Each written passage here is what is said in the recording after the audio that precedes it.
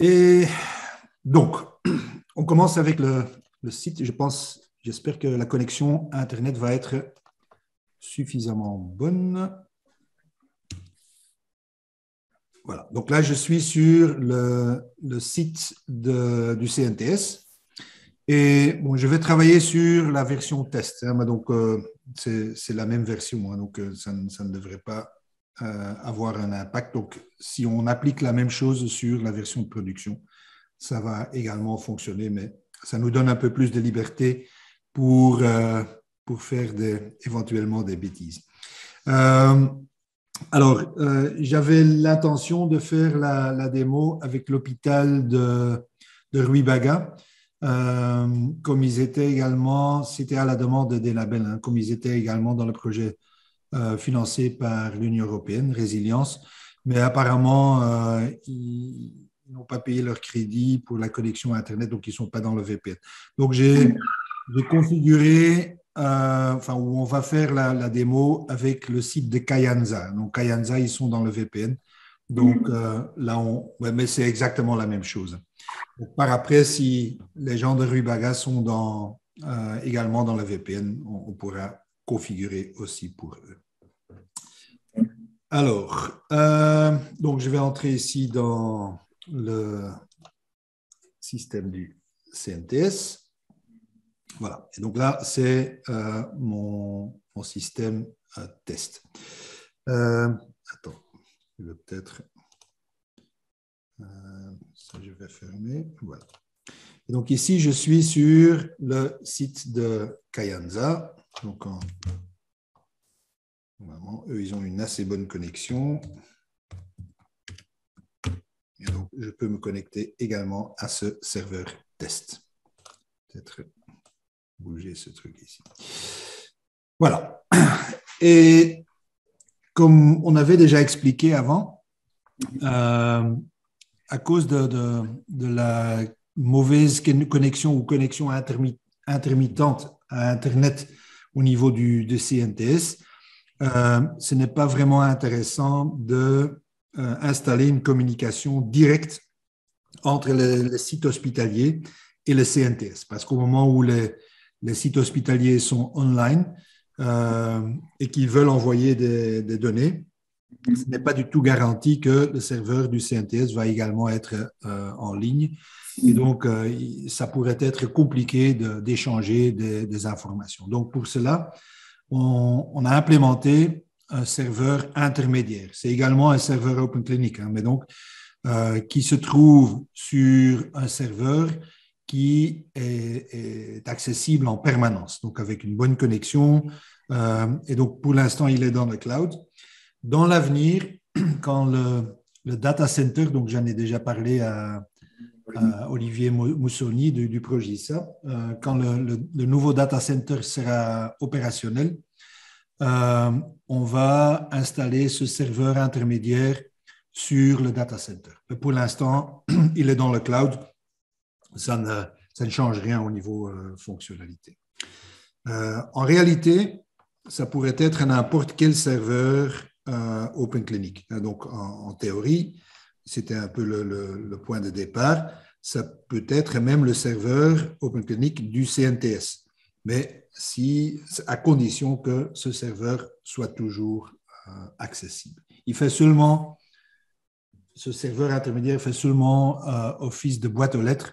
Et donc, on peut déposer une lettre pour quelqu'un et l'autre personne ou l'autre système plutôt peut venir chercher cette lettre dans ce serveur intermédiaire. OK, donc ça, c'est un peu le contexte ou l'architecture.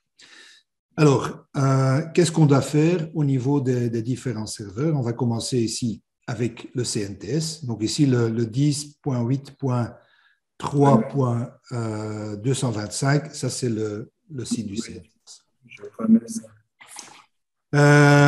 Alors, je vais aller dans le module pharmacie et dans la gestion des stocks. Et donc là, je vais pouvoir créer un nouveau stock. Et donc, ce sera un stock pour une structure de soins en périphérie. Donc, ça peut être une clinique ou un hôpital. Ici, on va créer un nouveau stock pour l'hôpital de district de Kayanza. Donc, je vais appeler ça, disons, 200 HD Kayanza, quelque chose comme ça. Et j'ai vu que vous avez créé un service qui s'appelle établissement de soins, donc on peut l'attacher à ça. Date de début, on peut mettre aujourd'hui, et un gestionnaire de stock. Bon, le gestionnaire de stock, c'est quelqu'un de chez vous. Je peux prendre ici n'importe qui, hein, donc seulement moi-même pour la démo. Prenez moi-même Audifax en bas. Oui. En bas, prenez Audifax. Ah oui, attends.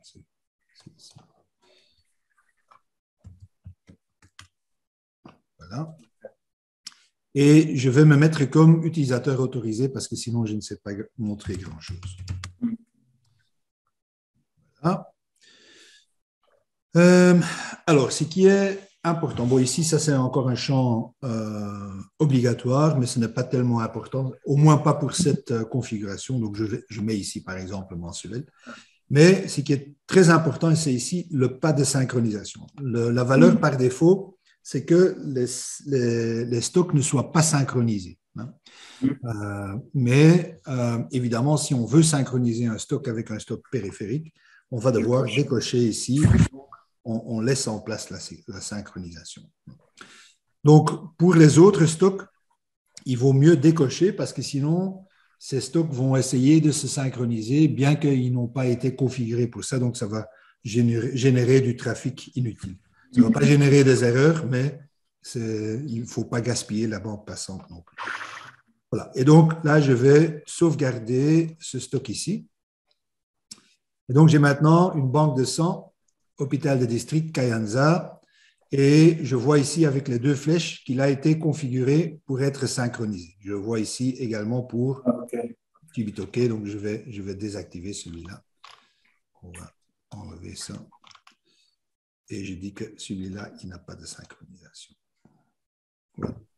Donc, ceux qui ont les deux flèches là sont des sites qui peuvent être synchronisés.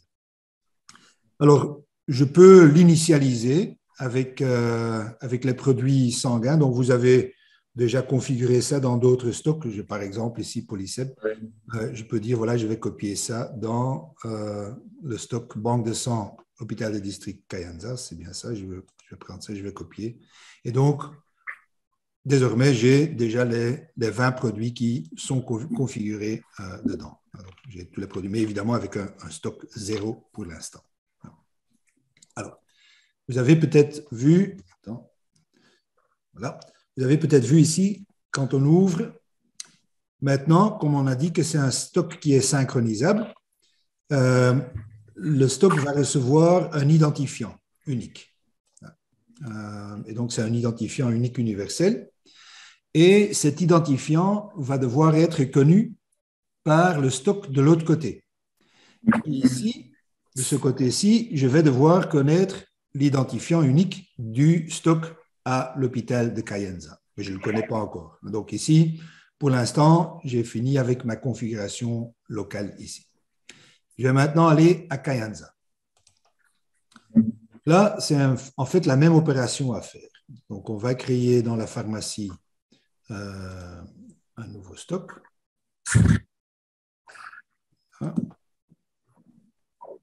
Que j'appelle aussi banque de sang. Je ne sais pas ce qu'il y a comme service dans le truc. Mais... technique ici. Pharmacie, ça va être ça. Et une date de début, un gestionnaire de stock. Je vais prendre moi-même ici, c'est un serveur test de toute façon, et je me mets aussi comme utilisateur autorisé. Ici, la même chose, périodicité, et je dis que c'est un stock qui est synchronisable. Et donc, je vais aussi... Alors, une fois que j'ai sauvegardé, il faut avoir sauvegardé. D'abord, quand je l'ouvre encore, je vais également voir que celui-là aussi, il a reçu un identifiant. Mais c'est au moment de la sauvegarde que le système va générer l'identifiant. Et donc, je vais devoir prendre ici cet identifiant et je dois l'envoyer au CNTS. Donc ici, au CNTS, quand on reçoit cet identifiant, on peut faire ça par WhatsApp ou par mail, on le met ici dedans. Et je sauvegarde. Maintenant, je sais que mon stock ici va être en permanence synchronisé avec celui de l'autre côté. Mais ce que je dois également faire, c'est mettre ici celui-là. Je vais devoir le copier dans mon stock de Kayenzza. Donc là aussi, je vais le sauvegarder.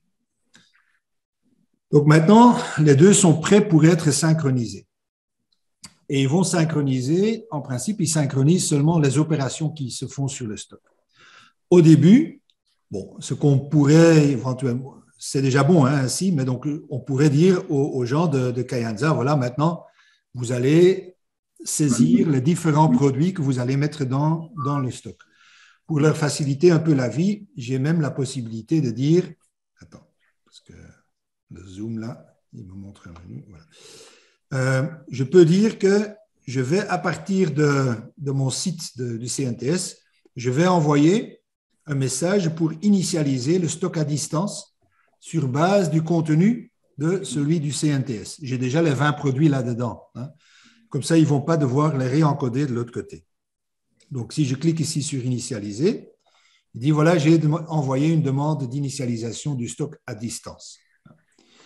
Et en fait, quand je vais de l'autre côté, je vais pouvoir rafraîchir l'écran. De temps en temps, à un certain moment, je vais voir que les 20 produits vont arriver. Donc, le message est d'abord envoyé au serveur intermédiaire et puis de temps en temps, le serveur de Kayenzza va récupérer ces messages au niveau du serveur intermédiaire. Et maintenant, je vois que les 20 produits sont dedans. Si, ici, quand je clique sur les deux flèches, ça, ce n'était pas comme ça avant, mais donc quand je clique sur les deux flèches, je vois également une historique de ce qui s'est fait. Donc, il dit, voilà, à tel moment, le stock a été initialisé avec le contenu du stock périphérique. Donc, le stock périphérique pour lui. Donc, c'est celui du CNTS. Et donc, il a ici les détails, c'est en principe en anglais. Donc, c'est récupéré du log. Donc, il n'a pas ajouté des produits, des batchs, parce que les produits apparemment existaient déjà, mais il a ajouté 20 stocks de produits. Donc, les 20 stocks de produits dans le stock de la banque de sang.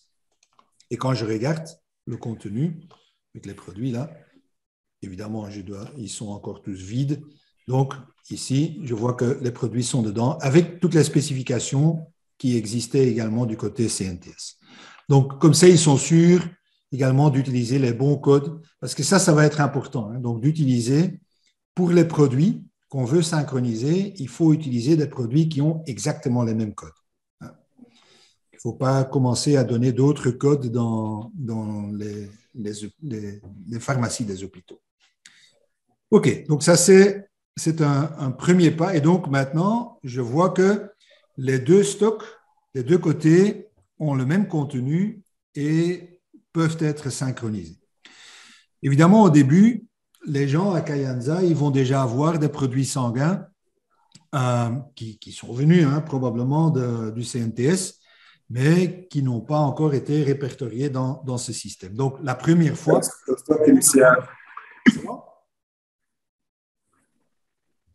Donc, la première fois, ils vont devoir faire l'inventaire.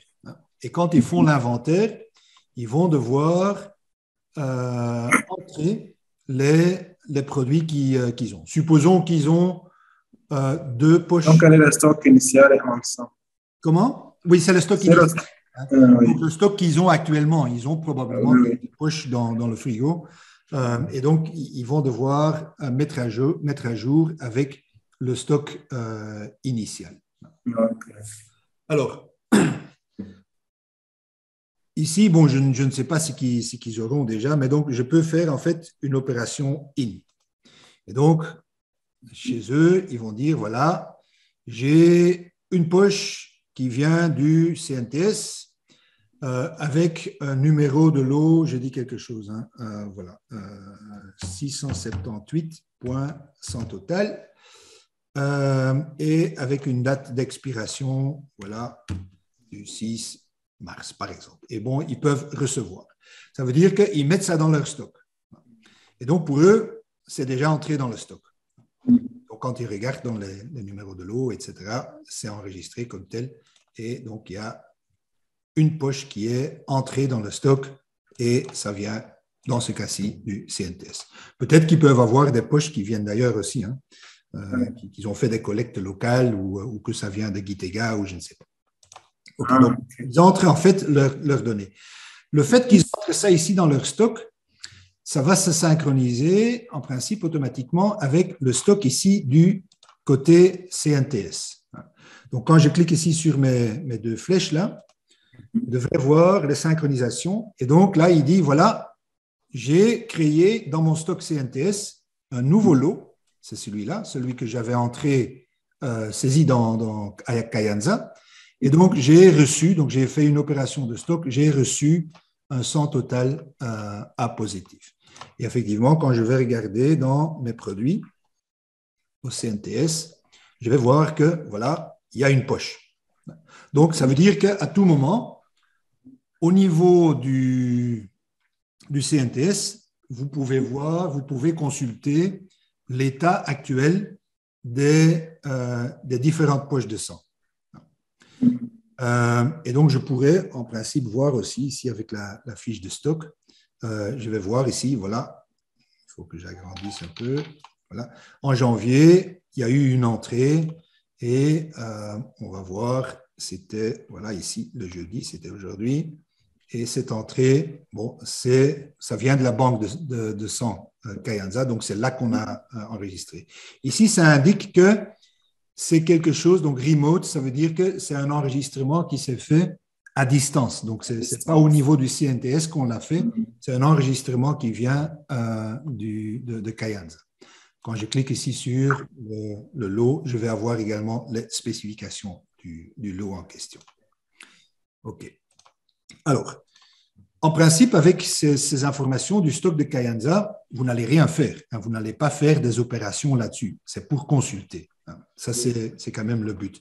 Ça veut dire que ce serait prudent, à mon avis, dans la configuration de stock, de réserver les opérations de réception et les opérations de sortie, donc les entrées et sorties, à un utilisateur qui ne va jamais utiliser ce système. Hein. Comme ça, on est sûr qu'il n'y a pas d'autres utilisateurs qui, par mégarde, peuvent commencer à manipuler ici. Parce que si je vais commencer à manipuler, ça va également se projeter de l'autre côté. Donc, si je sors ici une poche de sang, ben, de l'autre côté, elle va sortir aussi. Donc, il faut, à mon avis, un peu protéger ces stocks. On configure au niveau du CNTS pour ne pas perturber le fonctionnement en périphérie. Pour vous, ça sert surtout à savoir ce que les gens ont de stock et de pouvoir consulter également les lots qui sont périmés, etc. Alors, au niveau de la périphérie, s'ils ont ici une poche de sang, supposons qu'ils donnent cette poche de sang à un patient. Donc ici, j'ai dit, voilà, out, et cette poche de sang va être livrée à un patient. Je vais chercher un patient. Peu importe ici, Akimana Nadia, qui est hospitalisée depuis longtemps, et je vais livrer cette poche de sang. Elle disparaîtra, voilà, de mon stock. Et le fait que cette poche de sang a été donnée à un patient va également être synchronisé avec le stock du CNTS. Donc, quand je vais maintenant dans le stock du CNTS, je vais de nouveau aller regarder mes messages de synchronisation ici. On va attendre encore un peu, ce n'est pas encore arrivé. Par défaut, il va prendre les messages de synchronisation de 7 derniers jours. Si vous voulez aller plus loin, etc., vous pouvez simplement changer la date ici, donc vous allez avoir plus d'historique. Voilà, donc j'ai une nouvelle opération qui s'est faite sur le stock, et donc pour le 100 total A positif, il y a une sortie, donc, et c'est delivery remote, donc ça veut dire que ça a été livré à distance, donc à Kayonza, à tel patient. Voilà, je vais le voir ici. Quand je consulte maintenant ma liste de produits, en principe, tout devrait avoir disparu. Voilà, je n'ai plus de stock parce que ça c'est sorti. Et quand je vais regarder dans mes lots pour le A positif, je vais voir que je n'ai que des lots utilisés. Et quand je clique là-dessus, sur le lot, je vais voir que j'ai eu une entrée, telle date, et finalement, le lot ou la poche a été donnée à tel patient et ça fournit également le numéro d'identification de ce patient dans la base de données à distance. Vous n'avez pas accès, mais si jamais on doit avoir accès à ces informations, on peut demander à l'hôpital en question de dire, voilà, il s'agit d'un tel dossier si on veut investiguer l'un ou l'autre. Pour l'hémovigilance, c'est quand même important d'avoir une traçabilité exacte de la source de l'information. Parce que des Akimana Nadia, il y en a peut-être plusieurs, hein, et sinon on ne sait pas de qui il s'agit précisément. Voilà, alors, quand j'ai une poche de sang, donc ici, attends, j'ai déjà oublié le numéro, je vais regarder. Non, 678. Donc, dans mon stock ici, quand je vais regarder une poche de sang, 678 ST, même si c'est quelque chose qui a été enregistré en périphérie, je vais voir que voilà, c'est une poche qui est entrée d'abord dans la banque de sang Kayonza. Bon, ça, c'était l'inventaire de début. Et puis, c'est sorti à telle date à tel patient. Donc, avec un numéro de poche, je peux également consulter les historiques, même si ces historiques ont été générés dans un hôpital périphérique et donc pas au CNTS. Alors, ce qui est intéressant, je vais faire autre chose. Je vais dans la pharmacie, la gestion des stocks. Et là, vous avez évidemment votre stock principal à partir duquel vous allez livrer des médicaments, ou enfin des médicaments, ici des poches de sang, à des structures de soins. Par exemple, ici, le service de distribution PSL, le stock principal, par exemple. Alors, quand je vais dans ce stock, je vois qu'il y a un nombre de produits que vous avez au CNTS et des produits que vous allez donner, que vous allez fournir aux structures. Par exemple, ici, dans la version test pour l'AB+, j'ai 118 poches. Alors, les 118 poches, quand je vais regarder les lots, je vais voir, c'est un serveur de test, hein, donc tous les lots ont déjà expiré. C'est probablement des lots qui datent encore des formations que Suleiman a fait. Donc, supposons que je vais changer, je vais prendre une des poches, je vais prendre ici le 348, je vais noter ça. 348. Et je vais changer également la date de péremption. Donc aussi, je vois que le 348 appartient en fait au patient 330. C'est ça. Hein? Donc, je vais retourner ici. Et donc, je vais modifier. Et je vais dire que voilà, c'est encore valable jusqu'en mars 2022. Sauvegarde. Donc, maintenant, j'ai une poche qui est encore un lot actif. Comme ça, je vais pouvoir le donner ou l'envoyer à Kayonza. Je ferme ici. Et donc, de mes poches AB positifs, je vais ici sortir une poche. Je vais dire, voilà, j'ai une poche. Je vais prendre le 348 parce que c'est le seul qui est disponible pour l'instant, mais je ne vais pas livrer ça à une personne, je vais livrer ça à un autre stock. Là, il me donne même la possibilité de livrer des stocks périmés, mais je vais prendre ici le stock qui n'est pas périmé, donc la poche, et je vais envoyer ça à un stock périphérique. Et donc ici, je vais sélectionner le stock et je prends donc la banque de sang HD Kayenzza. Donc ça, c'est une poche qui va aller vers Kayenzza. Et donc, je vais livrer. Donc, ça sort ici de mon stock. Donc, le AB positif, là, j'en ai encore 117. Là, tantôt, j'en avais 118. Et donc, il y a une poche qui est allée vers le stock. Ce qui va se passer ici, je vais de nouveau dans les stocks de service, c'est que comme je suis en fait un utilisateur autorisé et qu'il n'y a pas de limitation pour la réception des produits, je vais voir ici l'enveloppe. Et ça, c'est quelque chose qui est très bien pour usage interne, si vous faites des transferts entre différents stocks dans la structure où vous avez le contrôle. Mais ici, évidemment, vous ne pouvez pas réceptionner dans le stock de l'hôpital de Kayenzza pour le compte de l'hôpital. C'est le pharmacien ou le responsable de la banque de sang à Kayenzza qui va devoir réceptionner. Donc, ce n'est pas une bonne idée de laisser visible ici cette possibilité de réceptionner. Parce que si je vais réceptionner avec ça, donc quand je clique dessus et j'ai dit, voilà, je vais réceptionner, je ne vais pas le faire ici, mais ça va entrer dans le stock et ça va être également répliqué de l'autre côté. Et même si je n'envoie pas la poche, ou la poche est perdue en cours de route, ou est abîmée, elle va quand même être enregistrée comme réceptionnée. Donc, ce n'est pas le but, c'est l'hôpital qui devrait le faire, en fait. Donc, pour éviter que cette enveloppe s'affiche, c'est ça que j'avais dit là tantôt, on peut mettre ici, réserver les droits de réception de produits à quelqu'un qui ne va jamais utiliser ça. Donc, je prends n'importe quel utilisateur. Ici, je prends quelqu'un de voilà, CRTS, Ngozi. Et donc, comme c'est seulement lui qui est autorisé à réceptionner, les autres utilisateurs, comme moi, ne voient plus cette enveloppe. Je pense que c'est prudent de le faire ainsi.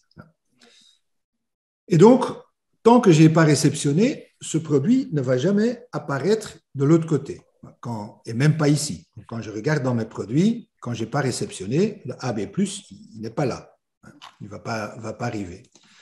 Même de l'autre côté, avec Kayenzza, quand je regarde ici mon stock de service, je vois qu'il n'y a toujours rien dedans.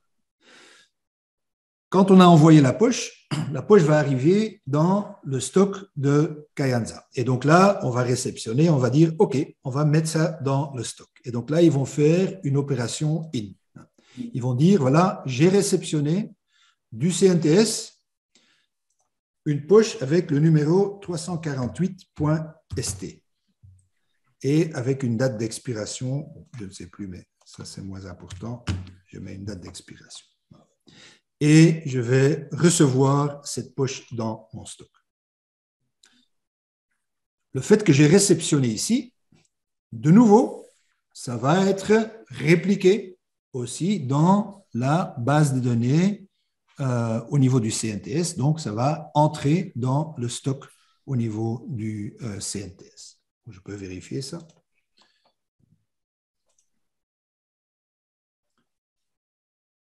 Attendre un peu. Ça peut prendre en principe jusqu'à 1 minute. Mais voilà, OK. Donc, c'est arrivé avec le numéro de lot et on a l'entrée d'une poche de sang total AB positif. Donc, ça, c'est ce que j'ai enregistré évidemment ici à Kayenzza. Si par après, à Kayenzza, on va ici sortir la poche, je vais livrer ça à un patient. Je vais sélectionner le patient. Je prends là, Dieudonné, et je vais livrer la poche de sang. Évidemment, ça sort de mon stock. Cette sortie va également être enregistrée de l'autre côté au niveau du CNTS. J'attends un petit peu ici. Je vais voir apparaître, après un certain moment, après un certain temps, la sortie de la poche.